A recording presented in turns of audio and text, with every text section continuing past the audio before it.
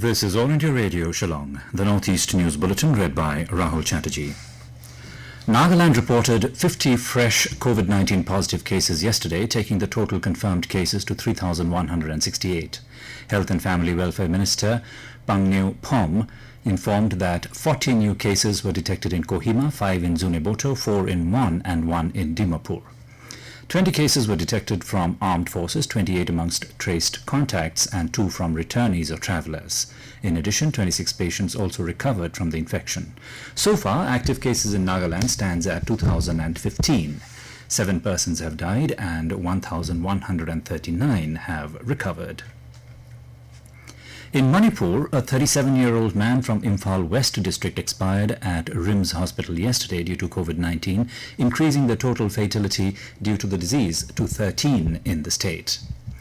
Another 130 persons, including 39 personnel from the Central Armed Police Force, were confirmed as new COVID-19 positive cases yesterday. Meanwhile, 64 persons were discharged from hospitals and COVID care centres after they were found COVID-19 free on RT-PCR test. In Meghalaya, 14 new COVID-19 cases were reported yesterday, taking the total number of active cases to 640. With another 30 new recoveries, the number of recovered COVID-19 patients has gone up to 547.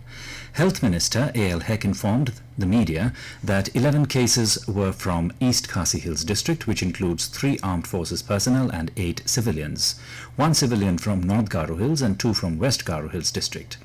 With a total of 640 active cases, 547 recovered and 6 deceased, the total cumulative confirmed COVID-19 cases in Meghalaya stands at 1,193. 2 persons from South Sikkim district tested positive for COVID-19 yesterday. At present, 350 COVID-19 patients are undergoing treatment in the state. While 581 patients have recovered from the disease, 1 person died. Sikkim has so far reported 932 cases of COVID-19. The Assam government yesterday announced further relaxations by allowing inter-district movement on weekdays and curtailing night curfew hours from Monday. Chief Secretary Kumar Sanjay Krishna said passenger vehicles will also be allowed to operate with 50% capacity. Night curfew will continue to remain in force, with the movement of individuals strictly prohibited between 9:30 p.m. and 5 a.m. However, no movement will be allowed on Saturdays and Sundays. Nagaland is a revenue deficit state, but despite that, the government has spent 112 crore rupees from its own resources to augment health infrastructure following the outbreak of COVID-19. Chief Minister Nephew Rio said this during a one-day session of the Assembly yesterday. He also asked people to refrain from stigmatizing citizens infected with the virus or the frontline workers who are fighting the pandemic. The Chief Minister appealed to people to take all health precautions and individuals, family and community levels and follow government advisories. In Meghalaya, following the outbreak of African swine fever in 12 villages in West Jaintia Hills, West Khasi Hills, East Khasi Hills and Ribhoi district, the government has decided to declare all villages where pigs have died as containment zones. Deputy Chief Minister Preston Tinsong informed that a decision was also taken to stop import of pigs from these villages.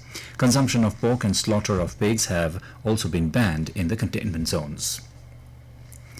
Rajiv Gandhi University, the lone central university in Arunachal Pradesh, has secured the 2nd position among all central varsities in the country. It has bagged the spot among 40 central universities in the rankings released by the Union Human Resource Development Ministry. The university, located in Rono Hills of Doimuk village, 15 kilometers from Itanagar, scored 83%, while Jamia Millia Islamia topped the list with 90%. And Manipur Chief Minister N. Biren Singh has said that the ongoing Indo-Naga peace talks won't affect the integrity of the state. He was speaking to media persons during the Patriots' Day observation at Imphal yesterday.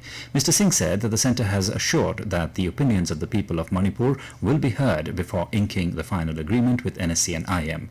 The Manipur government observed Patriots' Day in memory of those heroes who sacrificed their lives in the Anglo-Manipur War of 1891. And with that, we end the Northeast News Bulletin, which came to you from All India Radio, Shillong. Have a nice day.